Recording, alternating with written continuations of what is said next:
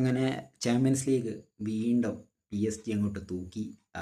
ആർസണലിനെ penalty ഷൂട്ടൗട്ടിൽ, അതും എത്രയോ വർഷങ്ങൾക്ക് ശേഷമാണ് ഒരു പെനാൽറ്റി ഷൂട്ടൗട്ട് ചാമ്പ്യൻസ് ലീഗ് ഫൈനലിൽ വരുന്നത്. 1-1 എന്ന നിലയിൽ നിന്നാണ് പെനാൽറ്റി ഷൂട്ടൗട്ടിലേക്ക് കളി മാറിയത്. ഫസ്റ്റ് ഹാഫിൽ 4-ാം മിനിറ്റ് തന്നെ ഹവേർട്സിൻ്റെ ഒരു വെടിയുണ്ട ഗോളിലൂടെ മുന്നിലെത്തി Arsenal.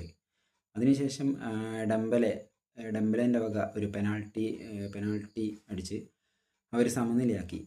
First half complete Arsenal ഡിഫൻഡേഴ്സിൻ്റെ കയ്യിലായിരുന്നു കളി. സെക്കൻഡ് ഹാഫ് എത്തിയപ്പോഴേക്ക് PSG ഡിഫൻഡേഴ്സ് അതങ്ങ് തൂക്കി. ഫസ്റ്റ് ഹാഫിൽ ഞാൻ വിചാരിച്ചു PSG ഡിഫൻസ് കണ്ടപ്പം കളി കയ്യിൽ നിന്ന് പോയിന്ന്. അങ്ങനത്തെ പരിപാടിയായിരുന്നു. അതിനിടയിൽ എത്രയോ നല്ല ചാൻസസ് കിട്ടിയിട്ടുണ്ട് രണ്ട് ടീമിനും. ഇവർക്ക് PSG ആയിരുന്നു പാസ് ആക്യുറസിയും അതുപോലെ തന്നെ പൊസഷനും കൂടുതൽ. എത്രയോ ആർസണലിനെക്കാൾ എത്രയോ കൂടുതലായിരുന്നു PSG. പക്ഷേ അവസാനത്തേക്ക് പെനാൽറ്റി ഷൂട്ടൗട്ടിൽ എത്തി. ആർസണലിന് ചാമ്പ്യൻസ് ലീഗ് എന്ന സ്വപ്നം ഇനിയും എത്രയോ ദൂരത്താണ്. Better luck next time.